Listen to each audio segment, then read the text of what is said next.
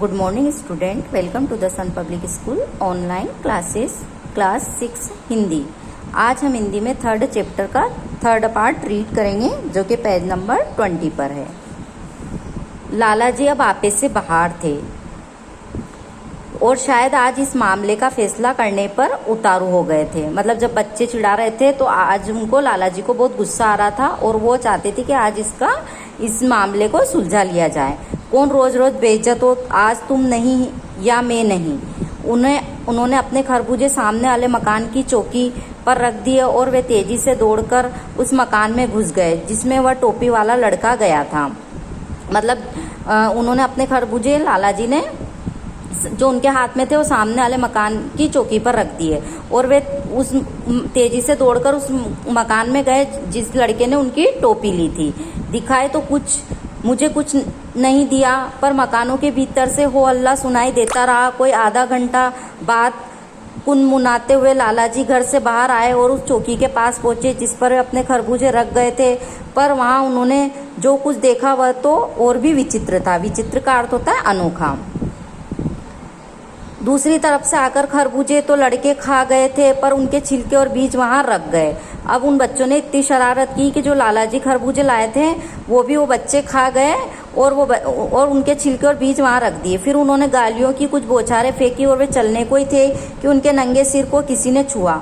ऊपर देखा तो उनकी टोपी एक लाल तागे में बंधी हुई लटक रही थी, पास ही थी। उसे पकड़ने को उन्होंने हाथ बढ़ाया तो ऊपर खींच गई। उन बच्चों ने इतनी शरारत की कि मतलब जो उनकी लाला जी की टोपी ली थी तो उसे एक लाल धागे से बांध लिया और जैसे ही वो टोपी लाला जी के पास आती है तो वो उन्होंने उसे पकड़ने के लिए हाथ बढ़ाया तो उन बच्चों ने धागे से उसको ऊपर खींच लिया। अब बहुत देर तक ये जिम्नास्टिक होती रही कि टोपी नीचे आए तो वे उसे पकड़ने को उचके और वे उचके तो टोपी ऊपर हो जाए। वे एक महिला के वहां आ जाने से वह टोपी उन्हें मिली और वे उन छिलकों और बीजों को हसरते भरी निगाहों से देखते हुए विदा हुए। मैं इस सारे कांड को अपनी खिड़की से मैं बैठा देखता रहा और लेखक इस जो घटना चल रही थी उनको एक खिड़की में से लेखक देख रहा था। और बीच में कई बार सच कहूँ मुझे भी जोर की हंसी आई, पर अंत में मैंने अपने आप को दुखी पाया।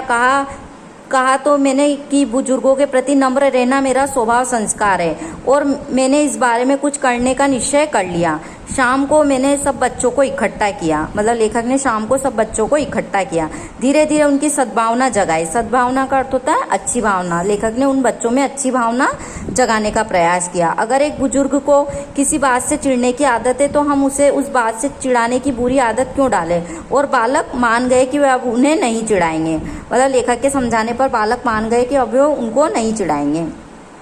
मैं खुश हुआ, परंतु 2-3 बाद वे सज्जन गली में फिर आए और तो एक अजीब बात की गली में इधर उधर देखते जा रहे हैं कि आज कोई बच्चा उन्हें नहीं चिढ़ाता और सब टुकुर टुकुर देख रहे थे।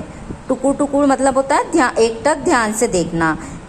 एक दो ने तो उन्हें नमस्ते भी की। मेरा ख्याल था कि वे इनसे खुश होंगे, पर मैं देख रहा था वे तो बालकों की चुप्पी से परेशान थे, जैसे आज उनका कुछ छिन गया, खो गया। जब गली का अंत पास आ गया तो वे बड़बड़ाए, आज कोई नहीं बोलता, जैसे सबकी माँ मर गई।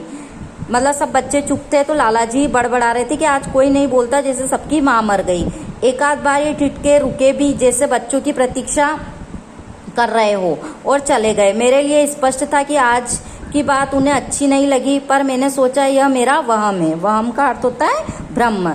दूसरे दिन फिर वे गली में आए तो मैं उन्हें मिला। वे इधर उधर भौचक देखते से धीमे धीमे जा रहे थे। मैंने कहा आप बेफिक्र रहिए, मतलब आप फिक्र मत करें, अब कोई बालक आपको तंग नहीं करेगा। मैंने उन्हें समझा दिया। मेरा ख्याल था कि वे खुश होंगे, मुझे आशीर्वाद देंगे, पर अरे साहब मैं क्या कहूँ आपसे, वे तो मुझ पर एकदम बरस पड़े। अच्छा यह तुम्हारी कारस्तानी का अर्थ होता है शरारत।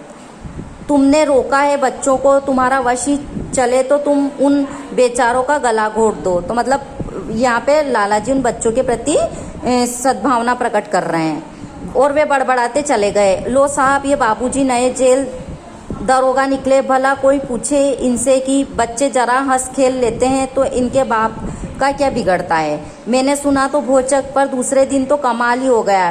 कि वे गली में आए तो बच्चे खामोश रहे और दोनों एक दूसरे को देखते रहे। मैं छिपकर देखता रहा कि उनके चेहरे पर एक भिखारी जैसा भाव था और वे बच्चों के सामने गिड़गिड़ा रहे थे कि अरे तुम चुप क्यों हो। अचानक उन्होंने एक शैतान लड़के की तरफ अपनी दाईं आंख मटकाकर पूरा सिर इस तरह हिलाया जैसे कोई गार्ड हरी झंडी हिला रहा हो। इनका इशारा काम कर गया और डरते डरते भी उस लड़के के मुंह से निकल गया लाल तागा फुर्र।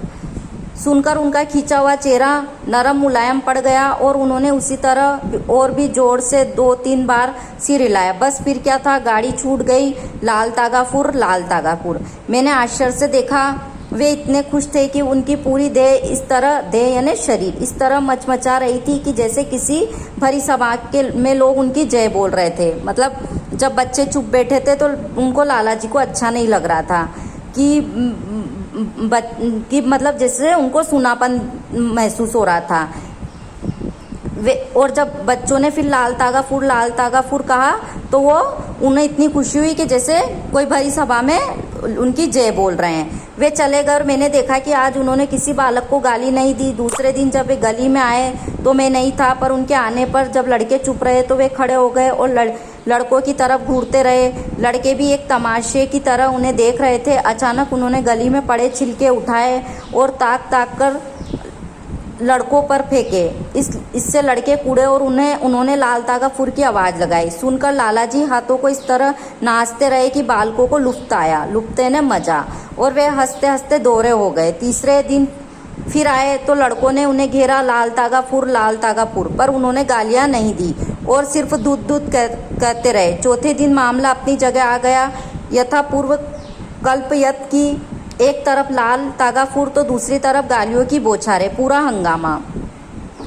बच्चों से मैंने कहा, तुम फिर शैतानी करने लगे? तो बोले, भाई साहब जब उन्हें ही अच्छा लगता है तो हम क्या करें। मतलब जब लेखक ने कहा कि तुम फिर इनको चिढ़ाने लग गए तो बच्चों ने कहा कि हम इनको ये लाल तागा फुर कहते हैं तो ये इनको अच्छा लगता है।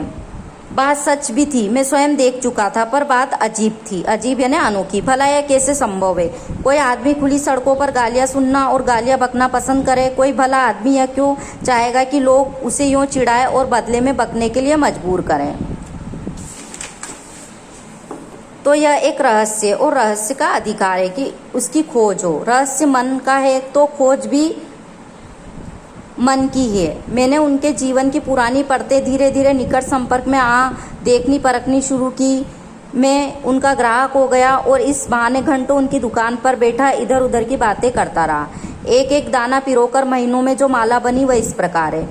उनकी माँ तब मर गई जब वे 5 वर्ष के थे। पिता ने दूसरा विवाह किया और तब तक ये 10 वर्ष के हुए। उनकी विमाता, जो मतलब सौतेली माँ, 4 पुत्रों की माँ हो गई। उन चारों को माँ बाप का पूरा लाड़ इनकी आंखों के सामने मिलता, पर ये पाते माँ की उपेक्षा इन्हें ध्यान न देना, और बाप की मार। विमाता अपने पुत्रों से इन्हें सांप की तरह दूर रखती। ये अपने छोटे भाइयों को देखने से भी तरसते। आंख बचाकर कभी उन तक पहुँच जाते तो शाम को पिटाई होती। बालक भी उनकी उपेक्षा करते, इन्हें धुतकारते। यूँ बालकों से उपेक्षित हो ये जिए पले। बाद में ये परिवार से अलग हो काम करने में जुटे। सफलता मिली, विवाह किया, 3 पुत्र हुए, पर तीनों मर गए। पत्नी भी चल बसी। अब दूर की रिश्तेदार एक विधवा बुढ़िया के पास रहते हैं। यह सब मतलब अब यहाँ पे लेखक ने वो जो लाला जी थे उनके बचपन की पूरी घटना बताई है।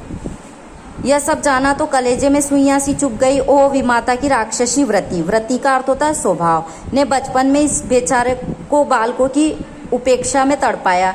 जो अंतर चेतना अपने मन की चेतना में कुंठा बन गई। कुंठा का अर्थ होता है मन की गांठ। यह बालकों को अपनी ओर आकर्षित करे और जब वे आकर्षित हो तो उन्हें झकोड़े और गालियां दे, अपमानित कर उपेक्षा का बदला ले। प्रतिहिंसा का अर्थ होता है उत्तर में की जाने वाली हिंसा का अद्भुत मनोवैज्ञानिक रूप है यह लाल तागा फुर। वे अब नहीं है, पर जब जब उनकी याद आती है तो सोचता हूँ वे अकेले ही तो न थे, जाने कितने जो कुंठाओं का शिकार बने, दूसरों के पापों का फल भोग रहे हैं।